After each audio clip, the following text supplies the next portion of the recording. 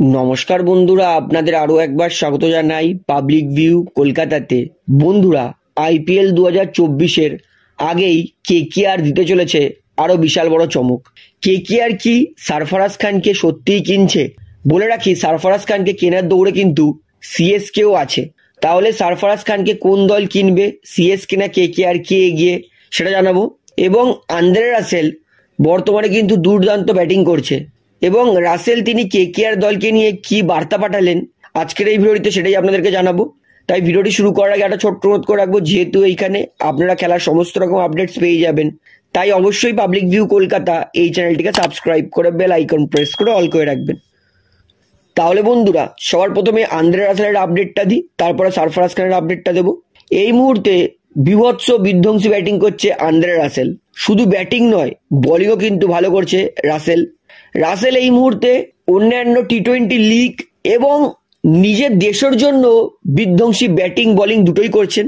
Recently West Indies versus অস্ট্রেলিয়ার match ছিল, সেইখানে আন্দ্রে রাসেল অবিশ্বাস্যকর ব্যাটিং করেছে। সেকেন্ড টি-20-তে আন্দ্রে রাসেল 16 বলে 37 রান করেছেন, এবং থার্ড টি-20-তে আন্দ্রে রাসেল করেছেন 29 বলে 71 রান। মানে এই মুহূর্তে ব্যাটে বিধ্বংসী ব্যাটিং করছেন আন্দ্রে রাসেল। এবং রাসেল তিনিও কিন্তু বলেছেন যে তিনি প্রচণ্ড পরিশ্রম করছেন নিজেকে আবার ফিট করার জন্য, নিজের আবার সেই পুরনো রূপ ফিরিয়ে আনার জন্য। অর্থাৎ রাসেল যে এত পরিশ্রম করেছে তারই কিন্তু ফলাফল পাচ্ছে এই মুহূর্তে। অর্থাৎ এই মুহূর্তে কিন্তু ব্যাট হাতে বিধ্বংসী ফর্মে আছে আন্দ্রে রাসেল। এবং শুধু তাই নয়, বোলিং হাতেও কিন্তু রাসেল তিনি চমৎকার খেলছেন। তিনি ফার্স্ট টি-20 ম্যাচে 3টে উইকেট নিয়েছেন, সেকেন্ড টি-20 ম্যাচে 1টা উইকেট নিয়েছেন, থার্ড টি-20 ম্যাচে 1টা উইকেট নিয়েছেন অস্ট্রেলিয়ার বিরুদ্ধে। মানে বল হাতেও রাসেল 4 ওভার বল করছে। এবং শুধু তাই নয়, অন্যান্য টি-20 লিগেও কিন্তু রাসেল ব্যাটিং বোলিং দুটোই চাবুক করছে। এবং রাসেল যেহেতু এই মুহূর্তে ভালো ফর্মে আছে, সেই জন্যই রাসেল তিনি কিন্তু তার ইনস্টাগ্রাম স্টোরিতে একটা বার্তা দিয়েছেন।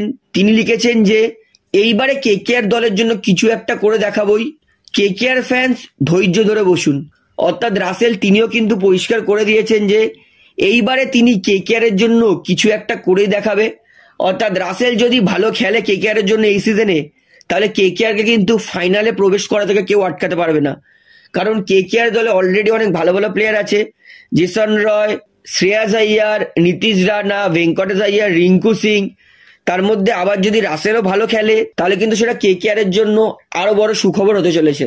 তো দেখা যাক রাসেল তিনি যেমন মুখে বলেছেন সেটা ব্যাট হাতে আইপিএল এ সত্যি করে দেখাতে পারে কি পারে না। তো বন্ধুরা, আপনার কি মনে হয় রাসেল কি পারবে, সেটা আমাকে কমেন্টে জানাবেন। তাহলে এবারে তার পরের আপডেট দিই। সরফরাজ খানকে কিন্তু পেতে মরিয়া কলকাতা নাইট রাইডার্স আর চেন্নাই সুপার কিংস। এই মুহূর্তে সরফরাজ খান ভারতের জন্য টেস্ট ম্যাচে বীভৎস ভালো ব্যাটিং করেছেন। টেস্ট ম্যাচে তিনি টি-20-র মতো ব্যাটিং করেছেন। এবং সব থেকে বড় কথা, সরফরাজ খানকে কিন্তু এইবারে আইপিএল এর নিলামে কোনো দল কেনেনি। সরফরাজ খানের বেস্ট প্রাইস ছিল 20 লক্ষ টাকা। সরফরাজ খান 20 লক্ষ টাকা দিয়েও তাকে কিন্তু কোনো দল নেয়নি। এবং বর্তমানে যেহেতু ইন্ডিয়ার হয়ে খুবই ভালো ব্যাটিং করেছেন সরফরাজ খান, তাই জন্য এইবার কেকেআর আর চেন্নাই সুপার কিংস এই দুই দল কিন্তু সরফরাজ খানকে নেওয়ার জন্য কিন্তু পুরোপুরি তৈরি আছেন। এবং সবার প্রথমে কিন্তু কেকেআরই সরফরাজ খানের জন্য ঝাঁপিয়েছিল, কারণ কেকেআর এর কিন্তু এখনো একটা ভালো ইন্ডিয়ান উইকেট কিপার ব্যাটসম্যান লাগবে। এবং সরফরাজ খান তিনি কিন্তু উইকেট কিপিংও করতে পারেন, দরকার পড়লে সরফরাজ খান উইকেট কিপিং করে দেয়। তাই জন্য কেকেআর সবার প্রথমে সরফরাজ খানকে নেওয়ার জন্য কিন্তু আইপিএল কমিশনারকে আবেদন করেছিল। তো কেকেআর এর পরেই কিন্তু চেন্নাই সুপার কিংস তারাও সরফরাজকে নেওয়ার জন্য আবেদন জানিয়েছে। তো এবারে বলি, কোন দল নেবে সরফরাজ খানকে, কেকেআর না সিএসকে? আইপিএল অকশনের পরে কেকেআর এর কাছে কিন্তু 60 লক্ষ টাকা এখনো পড়ে আছে। ঠিক একই রকম সিএসকে তাদের কাছেও কিন্তু 60 লক্ষ টাকা পড়ে আছে।